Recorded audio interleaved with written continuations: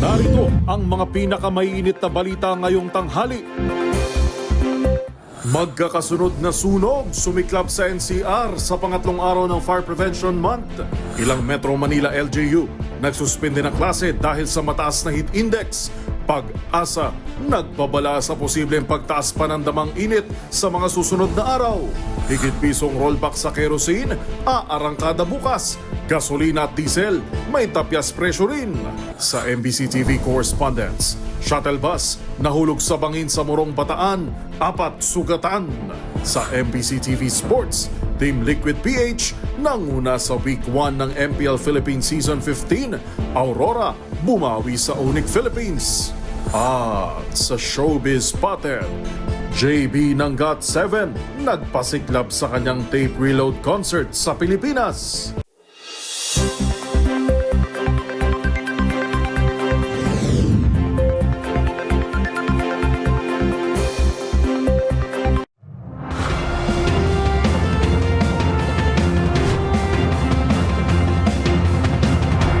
Bawat balita, makabuluhan.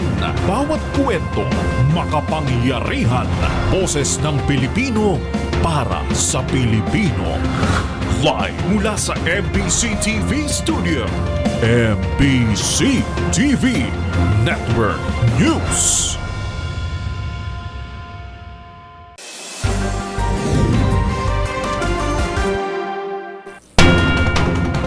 Pilipinas, una sa ating mga balita. Kapapasok pa lang ng Fire Prevention Month ngayong buwan ng Marso, isang sunog agad ang sumiklab sa Barangay UP Campus sa Quezon City ngayong araw. Agad naman iniakyat ang apoy sa ikatlong alarma. Una sa balitang yan, si Val Gonzalez. Val. Go ahead, Val. Yes, Val, go ahead. Yes, Miss Karen at Yuel, dakong alas 11:20 ngayong yata bagong tanghali, nakideklara ng Bureau of Fire Protection under control na itong malaking sunog na sumiklab at tumupok sa mga kabahayan dito sa pakikitaang tubo dito sa UP Campus dito sa Quezon City. Mahigit 2 oras na itong inaapula ng mga kagawad ng pamatay sunog. Simula kanina pang alas 9:37 ng umaga sa pagtayang itong si Barangay UP Campus Chairman Bong Mapala. Nasa 40 hanggang 50 mga kabahayan ang tinututok ngayon itong apoy. 4 na mga residente at isang fire volunteer ang nirespondohan ng mga paramedics mula sa Quezon City Disaster Risk Reduction and Management Office at maging ng Philippine Red Cross. Ito, kung makikita ninyo dito sa aking harapan, dyan sa ating live feed, Biscarin at Yuel, isang senior citizen na babae pa. Itong ngayon ay buhat-buhat na mga paramedics dahil dun sa pagkakasugat o kung di pa natin malaman kung ito'y nahilo lang dahil doon sa napakainit na panahon sa lugar na ito. 4 na mga residente at isang fire volunteer din ang nirespondan din ng mga paramedics dahil nga doon sa pagkahilo. Yung fire volunteer ay nilapatan ng lunas ng Philippine Red Cross matapos tapusin ng hininga habang nag-aapula ng sunog. Kabilang din sa mga residente na nirespondihan ng Bureau of Fire Protection, QCDRRMO at ang Philippine Red Cross ay nahilo dahil doon sa mainit na panahon at sinapagan pa ng mainit na pagkadarang mula dito sa nasusunog na mga kabahayan. Ikatlong alarma itong sunog kaya't nasa bilang na 54 na pinagsama-samang mga fire trucks mula sa Bureau of Fire Protection, sa mga fire volunteers ang tumulong sa pag-apula nitong nasunog. Meron pa nga kanina na nagkataong nandito sa punong tanggapan ng Bureau of Fire Protection yung fire trucks, malaking fire truck mula sa Binyan City sa Laguna ang tumulong na rin para maapula itong sunog na ito na hanggang sa mga oras na ito ay hindi pa rin idinideklarang fire out ng Bureau of Fire Protection. Ang Quezon City Government at ang Barangay UP Campus ay gumagamit na ngayon ng isang megaphone upang ipaalala dun sa mga residente na sila magtipon-tipon na lamang dun sa kitang lugar upang yung intervention at ang pagtulong ng lokal na pamahalaan ng Lungsod Quezon ay maibigay dito sa hindi pa mabilang, wala pang actual na bilang ng mga residente na biktima nitong sunog ngayong Fire Prevention Month. Mula rito sa UP Diliman o dito sa Barangay UP Campus, dito sa Diliman, Quezon City. Ako si Val Gonzales, PCRX, una sa Pilipinas, una sa Pilipino. Maraming salamat, Val Gonzales.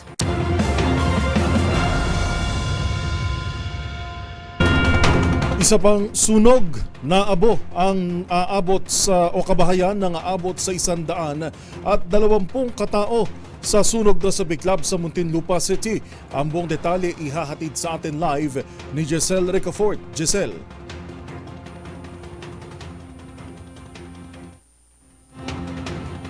Go ahead, Giselle Ricafort.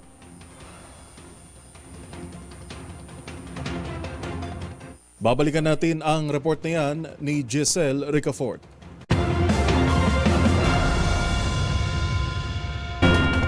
Samantala, kasunod din ng pagpasok ng Fire Prevention Month, agad na mga sumalubong sa publiko ang magkakasunod na class suspension sa ilang lungsod sa Metro Manila bunsod ng muling pagsipa ng heat index. Sa pagtayo ng pag-asa, asahan na ang pagtaas lalo ng temperatura kasabay ng nagbabadyang pagtatapos ng amihan season. Magbabalita si Kyle Bulyas. Nagsuspende na ng klase ang ilang lungsod sa Metro Manila bunsod ng mataas na heat index na posibleng maramdaman ngayong araw. Sa forecast ng pag-asa, inaasahan ang 46 degrees Celsius na heat index na nasa dangerous level na. Dahil dito, kanselado na ang pasok sa Malabon City sa lahat ng antas sa mga pampubliko at pribadong paaralan. Kanselado naman ang face-to-face classes mula preschool hanggang senior high school sa Valenzuela at Caloocan, habang lahat naman ng antas ang sakop ng suspensyon sa Las Piñas at Parañaque City. Samantala, sinuspende na rin ang afternoon session ng on-site classes sa lungsod ng Maynila at Marikina. Kaugnay nito, sinabi ng DOST Pag-asa na asahan na sa mga susunod na linggo ang mas matataas pa ang heat index. Ayon kay Dr. Nathaniel Servando, Administrator ng Naturang Weather Bureau, nasa transition period na tayo kung saan bahagya ng nananaig ang easterlies kaysa sa hanging amihan. Apo. Tumataas ang heat index kapag mataas ang humidity or alinsangan ng ating hangin. Lalong-lalo na ang prevailing wind sa ngayon ay easterlies, no? Galing sa silangan. May dala itong maraming very humid ang hangin. Opo. Sa pagtaya ng pag-asa, inaasahang matatapos na rin ang amihan season sa kalagitnaan hanggang sa pagtatapos ng buwan ng Marso. Ang heat index ay tumutukoy sa temperaturang nararamdaman ng katawan ng tao dahil sa humidity o halumigmig at ang temperatura ng hangin. Noong nakaraang taon, naitala sa Guian Eastern Samar ang pinakamataas na heat index sa bansa na 55 degrees Celsius. Ito ay nasa extreme danger level na kung saan malaki ang posibilidad na makaranas na ng heat stroke. Para sa MBC TV Network News, ito si Kyle Bulyas ng DZRH. Una sa Pilipinas, una sa Pilipino.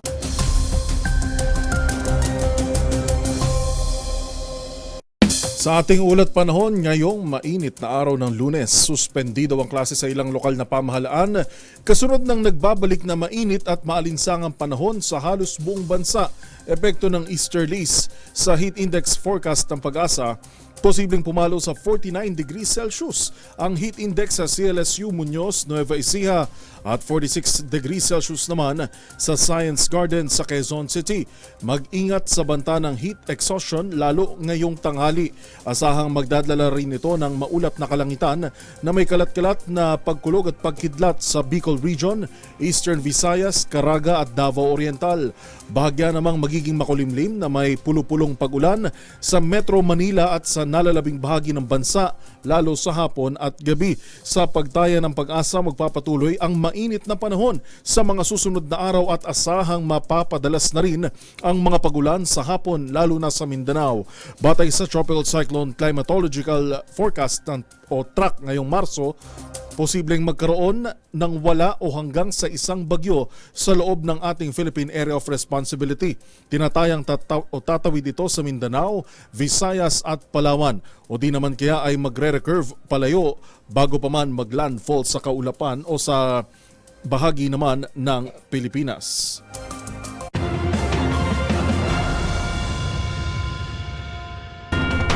Sa kaugnay na balita, muling nagpaalala ang Health Department sa publiko sa pag-inom ng tubig at iba pang mga pag-iingat laban sa banta ng tag-init. Ang balitang yan sa pagtutok ni Boy Gonzales. Pinapayuhan ng Department of Health ang publiko na magdoble ingat sa mararanasang init ng panahon. Ayon sa tagapagsalita ng DOH na si Assistant Secretary Albert Domingo, pinakaimportante ang pag-inom ng tubig lalo na sa mga oras na tirik ang araw. Mas maigi rin anyang sumilong ang mga individual na nagtatrabaho sa labas o kaya ay 30 minuto na pahinga kapag sobrang init na ng panahon. Payo ni Domingo, umiwas rin lumabas ng bahay tuwing alas 10 ng umaga hanggang alas 4 ng hapon. Ang mga individual naman na may karamdaman tulad ng high blood, sakit sa puso, diabetic at iba pa ay huwag kalimutan ang mga gamot na dapat inumin sa takdang oras at palagi ang uminom ng tubig. Paalala pa ng DOH sa publiko na mag-ingat rin sa sakit na nakukuha tuwing tag-init tulad ng piksa, sore eyes, bugang araw at iba pa. Para sa MBC TV Network News, ito si Boy Gonzales, una sa Pilipinas, una sa Pilipino.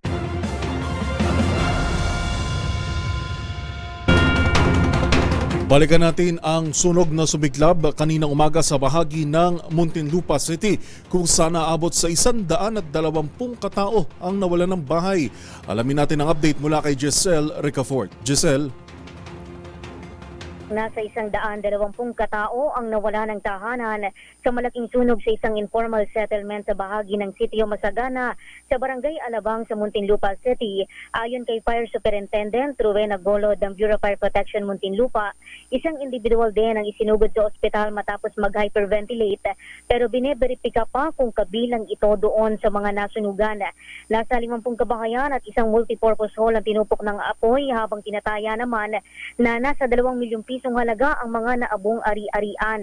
Sinabi ni Golod na nagsimula ang apoy sa ikalawang palapag ng isang bahay na gawa sa light material pero ang sanhi ng apoy iniimbestigahan pa rin yan hanggang sa ngayon. Aminado naman ang hepe ng BFP Muntinlupa na naging pahirapan ang pag-apula ng sunog dahil sa pahirapang pagkuha ng supply ng tubig. Dahil anya ito sa mga sasakyang nakaparada sa daraanan ng mga truck ng bumbero, kaya itinaas pa sa ikatlong alarma ang sunog matapos na o bago na apula matapos ang mahigit isang oras. Laking pasalamat naman ng Bureau of Fire Protection sa thermal drone na kanilang nagamit mula sa lokal na pamahalaan para sa mabilisang pagresponde at assessment. Pakinggan natin si Fire Superintendent Rowena Golod. Though hindi po siya ganun kadami ang mga naapektuhan, tinaas po natin sa third alarm. Bakit po? Dahil medyo nahirapan po kami kumuha ng supply ng tubig.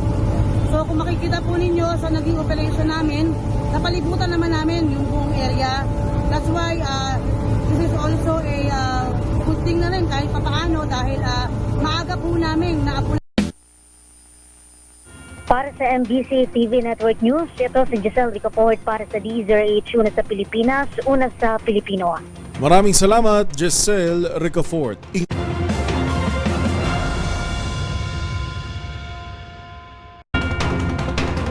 Kung gaano naman kainit sa labas, ganon din kainit sa Malacanang. Ito'y matapos nakatakdang sumalang sa mandatory performance evaluation ng mga tauhan ng Presidential Communications Office kasunod ng pagupo ni PCO Secretary J. Ruiz. Ayon kay Ruiz, bahagi ito ng balasahan sa ahensya upang tiyakin na magkakaroon ng pagkakaisa at labanan ang banta ng leakage sa kanilang hanay. Narito ang ulat ni Leth Narciso. Ipinaliwanag ni Presidential Communications Secretary J. Ruiz na standard operating procedures ang pagsusumite ng courtesy resignation kapag may bagong umuupong pinuno ng ahensya. Ginawa ito ni Ruiz kasunod ng inilabas na memorandum ng Office of the Executive Secretary kung saan pinagre-resign ang lahat ng mga hindi permanenteng itinalaga sa PCO. Sa kanyang mensahe sa mga empleyado ng PCO sa flag raising ceremony sa Malacanang, sinabi ng kalihim na magkakaroon ng evaluation sa performance ng bawat tanggapan sa ilalim ng kanilang ahensya. Dedepende anya sa performance na ipinakita ng mga kawani kung karapat-dapat silang panatilihin sa pwesto o kailangang maglagay ng kapalit.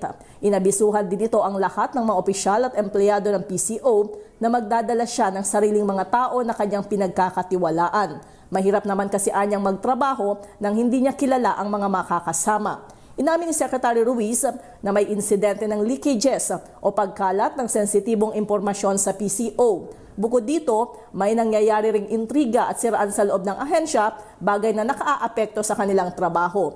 Nilinaw ni Ruiz na hindi personalan at hindi madadaan sa palakasan, pagiging kakilala o kaibigan ang pagkuha niya ng mga tao kundi base sa trabaho at kakayahan. Para sa MBC TV Network News, ito si Let Narciso, una sa Pilipinas, una sa Pilipino.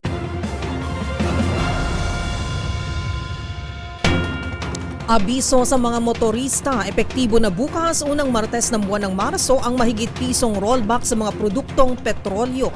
Ayon sa Department of Energy Oil Industry Management Bureau, 90 centavos ang tapya sa kada litro ng gasolina, habang 1 peso and 40 centavos naman ang bawas sa litro sa kerosene at 80 centavos naman ang tapya sa presyo kada litro sa diesel. Ayon sa DOE, nakakaapekto sa rollback ang mababang demand ng langis sa Korea dahil sa pagbawas ng tax benefits, pati na rin ang mataas na inventaryo ng refined products sa Amerika at gumagandang refined products.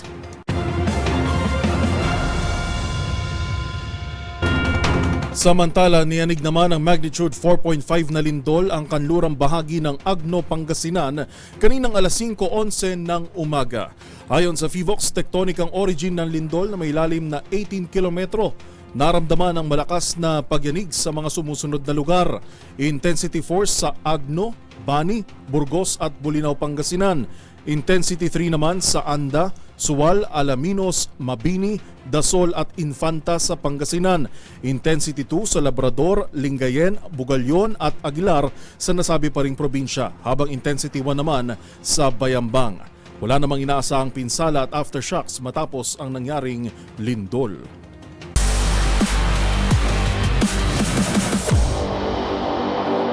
Muli na naman nating matutunghayan ang lakas ng Pinas dahil nagsimula na ang bakbakan sa loob ng MPL Philippines Arena. At sa week 1 ng season 15, mainit na tapatan agad ang natunghayan sa 8 teams. Ang mga laban tutukan sa report na ito. Matagumpay na nasimula ng Aurora Gaming ang kanilang kampanya sa MPL Philippines Season 15 matapos talunin ng Twisted Minds at Onyx Philippines sa opening week ng liga na ginanap sa Greensun, Makati. Pinadama ng Aurora ang kanilang lakas sa bagong pasok na team na Twisted Minds sa kanilang 2-0 sweep noong Biyernes. Tapos sa team naman, tingin ko mas lalo nagiging solid yung chemistry namin, tsaka yung yun siguro yung chemistry, tsaka yung iba talaga parang pag matagal na kayo magkakasama, parang alam nyo na yung galaw ng isa't isa. Gamit ang kanilang M6 World Championship roster na binubuo ni Demon Kite, Renny J, Yue, Doming Kite at Edward, pinataob nila ang lineup ng Twisted Minds na karamihan ay dating manlalaro ng Blacklist International. Sila GC, MP The King, Sensui, James at Outplayed.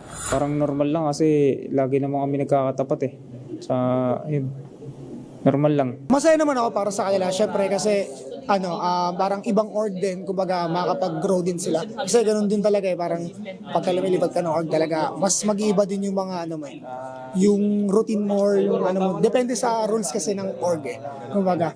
So, yun, si Haji naman tsaka si La Coach Bon, parang tingin ko, same pa rin naman sila this season. Kaso nga lang problema, naiba yung nila, tank nila, tsaka yung XP nila. So tingin ko kailangan pa rin nilang mas isolid yung lineup nila. Ay yung chemistry pala. Higit pang naging matamis ang naturang pagkapanalo dahil ito ang ika-100 MPL Philippines win ni Edward. Nagbunga naman yung namin, yung pag-practice namin magmula nung SPS. Although ang assumption namin nabasa na kami kasi ang laro namin recently M6 tsaka SPS, kumbaga wala kaming pahinga. And buti naman kami. Prepare kami ng another strat or nakapag-prepare kami ng maayos against Twisted Minds. So na-execute namin ng maayos yung game. Pagdating sa day 2 ng week 1, nagpatuloy ang magandang run ng Aurora matapos makabawi sa defending champions Onyx Philippines sa kanilang season 14 Grand Finals rematch. Samantala, sa huling araw ng opening week, pinatunayan ng Team Liquid Philippines ang kanilang dominasyon matapos masweep ang Twisted Minds noong linggo. Agad nagpakitang gilas ang bagong gold laner na si Filipino sniper Oheb gamit ang green shirt sa Game 1 at Moskov sa Game 2 para matapos niya ang serye na may 9-1-6 KDA. Dahil dito, nasecure ng TLPH ang top spot sa standing nang wala pang talo. Samantala, narito ang buong resulta ng mga naging laro sa Week 1 ng MPL Philippines Season 15. Habang narito naman ang mga bakbakang dapat abangan sa Week 2. Mula rito sa Green Sun Hotel sa Makati, para sa MBC TV Network News, ito si Mili Borja ng Deezer HTV, una sa Pilipinas, una sa Pilipino.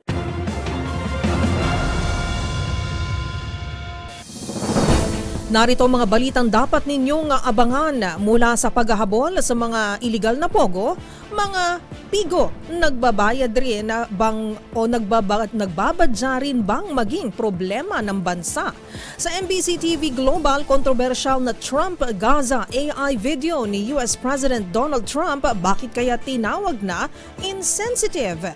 Lahat ng yan sa pagbabalik ng MBC TV Network News.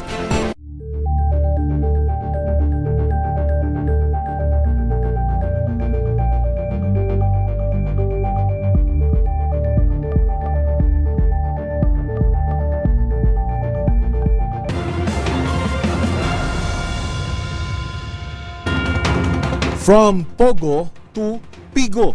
Kasabay ng paghahabol sa iligal na Pogo, pinababantayan na rin ni Senate President Cheese Escudero ang Philippine Inland Gaming Operations o Pigo.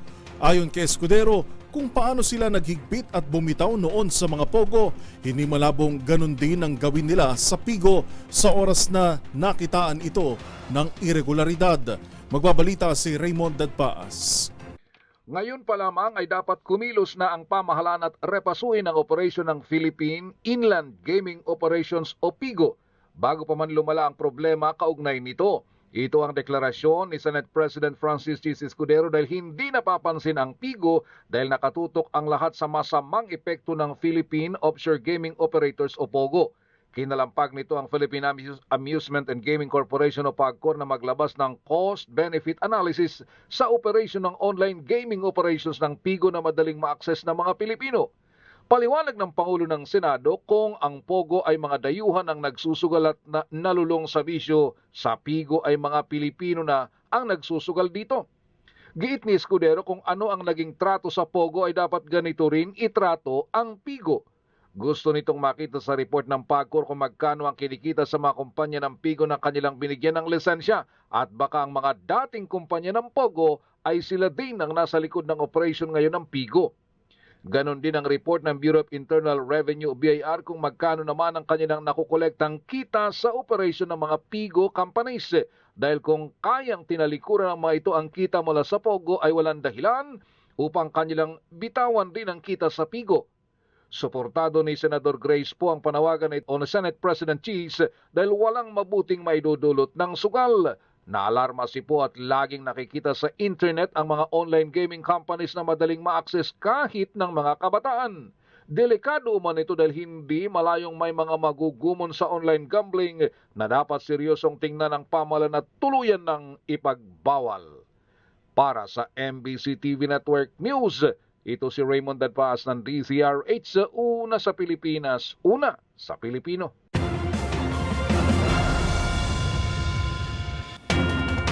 Naniniwala ang Armed Forces of the Philippines o AFP na nasungkit nito ang mataas na satisfaction rating sa pinakahuling pag-aaral ng Okta Research dahil sa paninindigan nito sa ating saligang batas. Maliban dito, ibinida rin ng ahensya ang kanilang pagiging patas at neutral sa gitna ng away politika sa bansa. Naritong ulat ni Edniel Parosa. Ipinagpasalamat ng Senatahang Lakas ng Pilipinas ang nakuha nitong plus 74 satisfaction rating sa tugon ng masa survey ng Okta Research Team. Ayon kay Colonel Francel Padilla, tagapagsalita ng AFP, may uugnay ito sa commitment ng hanay na bantayan ng bansa kabilang ng pagtaguyod sa mandato nito sa saligang batas at pagiging profesional sa lahat ng operasyon nito. Nabatid na bahagi ng approval rating na ito ay 83% ng mga Pinoy na naniniwala sa political neutrality ng militar. Isinagawa ang survey noong huling quarter ng 2024 sa kasagsagan ng bangayan ng matataas na pinuno ng bansang kumaladkad si AFP pagdating sa issue ng loyalty. Nangako naman ang hukbo na ipagpapatuloy nito ang serbisyo, pagsulong sa modernization at pagsunod sa demokrasya. Sumabak sa naturang survey ang 1,200 katao noong Nobyembre 10 hanggang 16. 76% ng mga ito nagsabing kontento sila sa AFP. Para sa MBC TV Network News, ito si Edniel Parrosa ng D0H. Una sa Pilipinas, una sa Pilipino.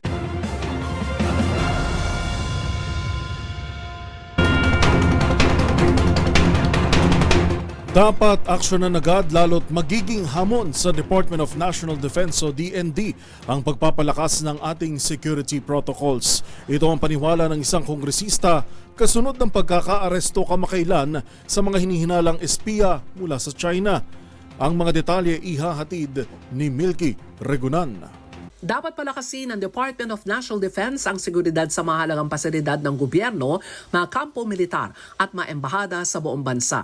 Ginawa ni House Assistant Majority Leader Jay Kung Hoon ang apela sa DND kasunod ng mga report na naaresto na hinihinalang Chinese spies na muli tumitiktik sa mga government agencies. Ayon kay Kung Hoon, kailangan na mahadlangan ang banta sa mga pasilidad ng gobyerno dahil banta ito sa ating pambansang seguridad. Sabi ni Kung Hoon, hindi ito simpleng kaso na mga dayuhang curious sa ating gobyerno dahil malinaw na merong intensyon at may plano. Gate ni Kung Hoon, hindi pwedeng baliwalain at kailangan nating tiyakin na may sapat tayong depensa laban sa paniniktik o espionage ng ibang bansa.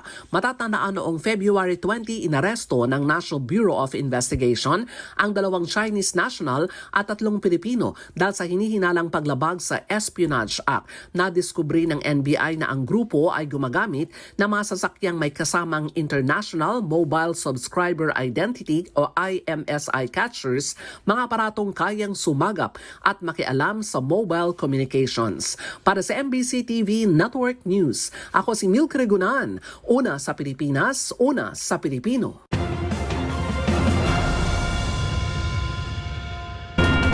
Samantala, wala namang dapat ipag-alala ang Pilipinas sa naganap na sagutan ni US President Donald Trump at Ukrainian leader Volodymyr Zelensky. Ayon sa isang political analyst, hindi ito makakasagabal sa relasyon ng Pilipinas at Estados Unidos. Naritong report ni Rovic Manuel. Wala umanong dapat na ikabahala ang Pilipinas sa relasyon sa Amerika. Ito ang sinabi ng isang political analyst matapos ang nangyaring sagutan ni Ukrainian President Volodymyr Zelensky at ni United States President Donald Trump na nangyari sa Oval Office sa White House nitong Biyernes hinggil sa usaping Russia-Ukraine war. Ito ay matapos na balaan ni Zelensky ang administrasyon ni Trump na mag-iingat at huwag umanong pagkatiwalaan ng Russia na tila hindi naman ikinatuwa ni Trump at sinagot na walang posisyon ng Ukraine para magdikta sa Amerika. Don't tell us what we're going to feel. We're trying to solve a problem. Don't tell us what we're going to feel. I'm not telling you. Because you're in no position to dictate that. Remember this. You're in no position to dictate what we're going to feel. Sa panayam ng DZRH, sinabi ni Renato De Castro, isang political analyst at profesor sa International Studies sa De La Salle University, positibo umano ang nakikita nitong pagtingin ni Trump sa Pilipinas at walang dapat na ikapangamba sa nangyari. Actually, in general positive ang view ni Donald Trump dito. Positive yung role niya. Tandaan natin, nung kapanahunan niya yung presidente, dati nating presidente, gusto tayong kumbaga i-separate from the US. Ayon kay De Castro, simula noong naupo si Trump sa pwesto, ay nagkaroon na ito ng magandang relasyon sa seguridad sa bansa noong administrasyon ni dating Pangulong Rodrigo Duterte. Actually, na-save din Donald Trump yung alliance. Kinibigan niya yung dating presidente natin, si President Rodrigo Duterte. Nagbigay ng malaking tulong ang Estados Unidos nung kapanahunan nung Siege of Marawi noong 2017. Nung bumisita siya dito, very positive yung view niya sa Pilipinas. Ang huli niya sinabi nung paalis na siya, the Philippines is a very expensive piece of real estate. Kasi nandito yung EDCA sites. Dahil aniya dito, walang dapat na ikapangamba sa magiging trato ni Trump sa Pilipinas dahil wala itong hindi naging magandang karanasan mula noon at kasalukuyang administrasyon ng bansa. Sa uli, sinabi pa ni De Castro na may malaking aral umano na dapat pag-aralan sa nangyaring ito pagdating sa larangan ng seguridad ng isang bansa.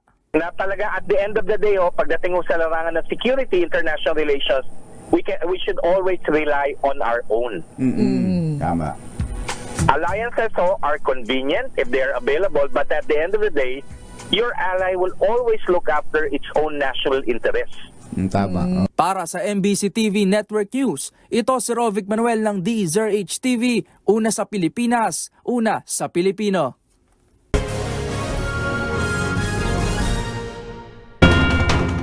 Trump, Gaza. Iyan ang bagong pakulo ni US President Donald Trump para ipakita sa buong mundo sa tulong ng Artificial Intelligence o AI ang mga pagbabagong gagawin nito sa oras na makuha ang kontrol sa Gaza Strip, Palestine, bagay na insensitive umano ayon sa mga netizen. Yan at iba pang mga napapanahong balita mula sa iba't ibang panig ng mundo sa Global Headlines Report ni James Galange.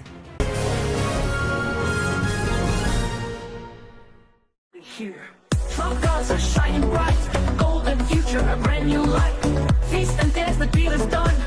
Trump Gaza. Umani ng batikos online ang AI-generated video na ipinost ni United States President Donald Trump patungkol umano sa kampanya nito na makuha nitong kontrol sa Gaza Strip, Palestine. Ito ay ang Trump-Gaza AI video material na nagpapakita sa mga gagawing pagbabago ni Trump at sa muling pagbangon ng rehiyon matapos maipit sa digmaan sa pagitan ng Israel at militanteng grupo na Hamas. Pagbabahagi ng mga netizen, may tuturing anya itong pagpapakita ng kawalan ng respeto, lalo na sa mga taong nagbuwis ng kanilang buhay. Gayon din sa pagiging umano'y insensitive nito, lalo na't marami pa raw anyang nagluluksa mula sa pagkawala ng kanilang mga tirahan at pamilya. Sa iba pang balita, nagsimula na rin sa mga bansa sa Middle East ang pagdiriwang ng Ramadan o Holy Month of Fasting para sa mga Muslim. Isa na nga rito ang Syria na magugunitang kamakailan lamang ay lumaya mula sa diktadorya ni ousted Syrian President Bashar al-Assad matapos ang pagbitiw nito sa pwesto noong Disyembre ng nakaraang taon. Gayon din sa ilang mga syudad sa Gaza, Palestine na lubos ring naapektuhan ng giyera sa pagitan naman ng Israel at Hamas. Ang Ramadan ay pinagdiriwang sa tuwing ika-siyam na buwan ng Muslim calendar na kadalasang natatapat sa buwan ng Marso at Abril. At yan naman nakalap nating balita mula sa iba't ibang panig ng mundo. Para sa MBC TV Network News, ito si James Galange ng DZRH TV, una sa Pilipinas, una sa Pilipino.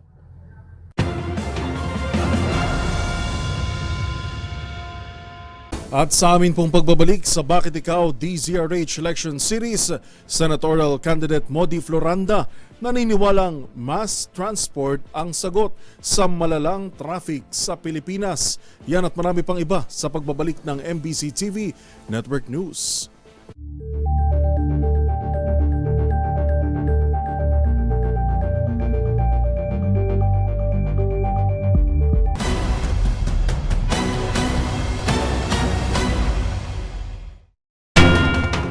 Naniniwala si Piston Leader Modi Floranda na ang pangunahing solusyon para mapabuti ang malalang sitwasyon ng traffic sa bansa ay kung maisasaayos ang ating mass transportation system.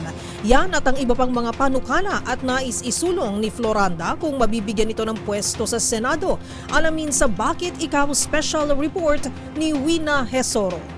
Pagpaparami ng pampublikong transportasyon ang nakikitang solusyon ni Modesto Floranda sa lumalalang traffic sa bansa. Sa Bakit Ikaw series ng DZRH para sa midterm elections, sinabi ng tumatakbong senador na kinakailangang makapagsulong at makalikha ng batas sa ilalim ng progresibo at makabayan na pangmasang transportasyon.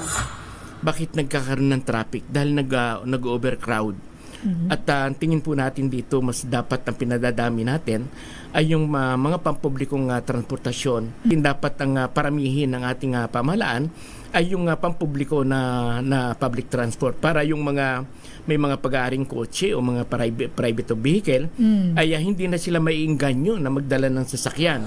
Aniya kaya nagkakaroon ng malalang traffic ay dahil sa nag-overcrowd na ang kalsada kaya't dapat na pinaparami ang pampublikong transportasyon.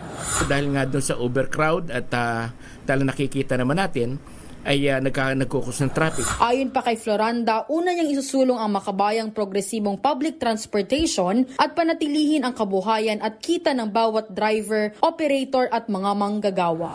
Ang pangunahin po natin isusulong na batas sa Senado ay yung progresibo at makabayang publikong transportasyon At siyempre yung pananatili ng kabuhayan at kita ng ating mga driver at operator at ng ating mga manggagawa. Pagtutuunan niya rin ng pansin ang pagpapababa ng presyo ng petrolyo at mga bilihin. Yung usapin ng pagpapababa sa presyo po ng petrolyo at mga bilihin at yung pagtanggal ng matataas na buwis sa ISABAT at saka sa STESAC sa langis na isa ito sa ilan lamang ito doon sa nakikita natin na mahalaga na may sulong po sa Senado. Para sa MBC TV Network News, ito si Wina Hesoro ng DZRH. Una sa Pilipinas, una sa Pilipino.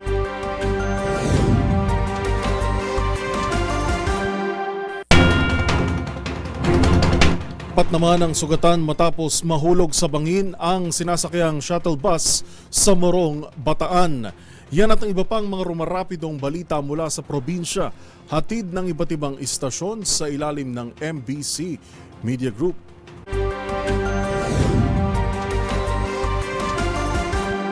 Apat na pasahero ang sugatan matapos mahulog ang sinasakyan nilang shuttle bus sa isang matarik na bangin sa kahabaan nito ng Corridor Road, Barangay Mabayo, Morong, Bataan, bandang alas 8 ng umaga kahapon. Ayon sa driver ng sasakyan, habang binabaybay nila ang daan sa naturang lugar, biglang pumalya ang accelerator, pedal ng bus. Dahil dito umatras ang sasakyan, napunta sa kabilang karsada at tuluyang nahulog sa bangin. Agad namang rumesponde ang mga otoridad at isinugod ang mga nasugatang pasahero sa Alien Care Expert Medical Center, Baypoint, Subic Bay, Freeport para sa agarang medical na atensyon. Patuloy ang investigasyon ng mga kinaukulan upang matukoy ang sanhi ng aksidente.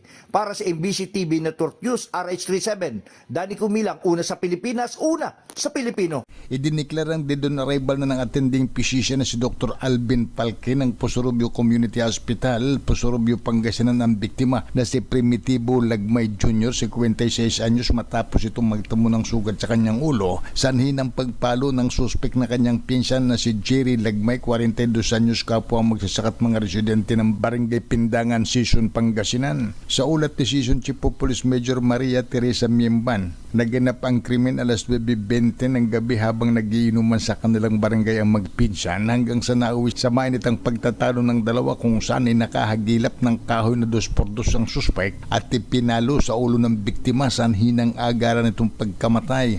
Agad ding naaresto ang suspek na ngayon nasa likod ng rihas na bakal ng Season Police Station at naharap sa kaukulang kaso. Para sa MBC TV Network News, ito si Freddy Pajardo, RH38, una sa Pilipinas, una sa Pilipino.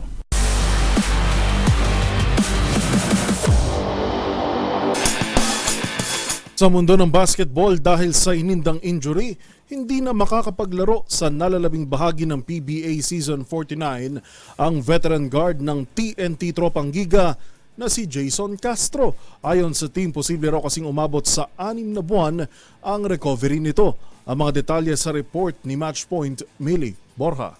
Hindi na makalalaro sa natitirang bahagi ng PBA Season 49 ang TNT Tropang Giga veteran guard na si Jason Castro dahil sa inindang patellar tendon injury. Kinumpirma ito ni TNT Team Manager Jojo Lastimosa sa pamamagitan ng isang pahayag noong Sabado.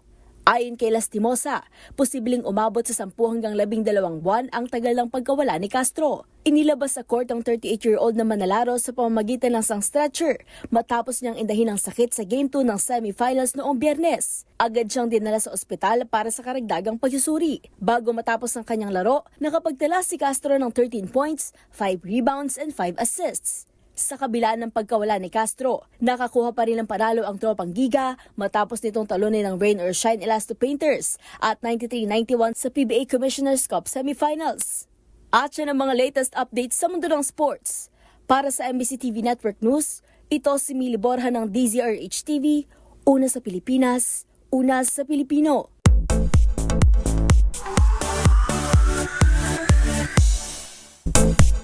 Sa mundo ng K-pop, nagsisimula pa lang ang buwan, memorable na agad ang March para sa Pinoy fans ng Korean star na si JB.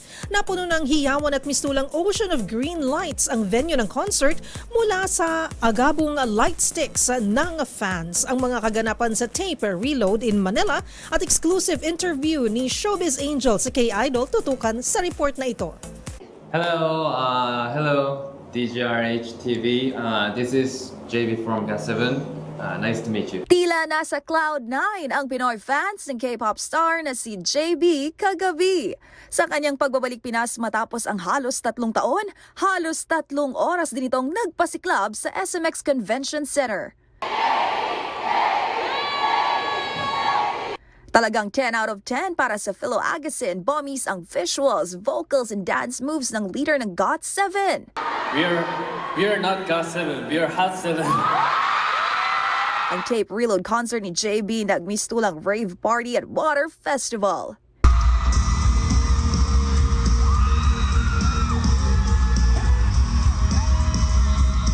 Kabilang nga sa pinerform ng 31-year-old singer ang Fountain of Youth, Holy Day, Take It Easy, Go Up, Crash at Into You. Just in case. One more time. She loved it and like, but now I got it. It feels better than loving you. Loving you. Can you please don't kill my vibe? It's me going wild. If you let it all down, be okay with me, just be me. And speaking of reload, ano nga ba ang ginagawa ni JB to reload or recharge his energy sa kabila ng kanyang busy schedule? O kaya naman yun bang hobby nito during his free time?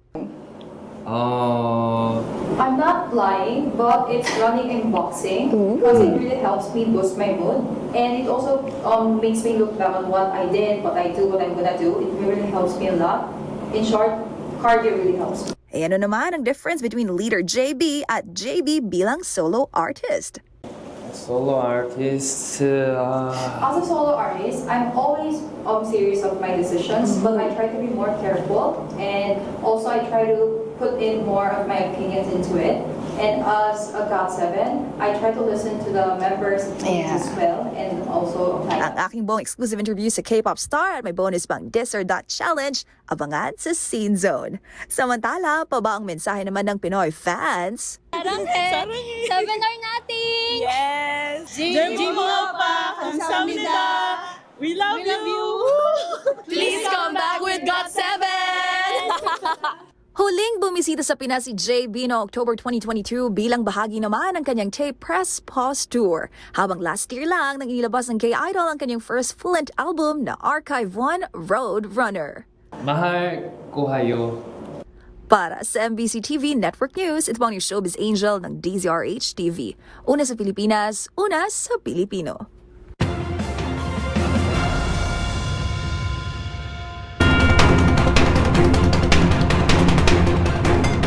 At yan na po mga balitang nakalap namin ngayong araw ng Lunes. Ito po si Yuel Reyes. At ako naman po si Karen Oyong. Magkita-kita tayong muli bukas, araw ng Martes, para sa mga balitang makabuluhan, mga kwentong makapangyarihan. Hatid ang boses ng Pilipino para sa Pilipino.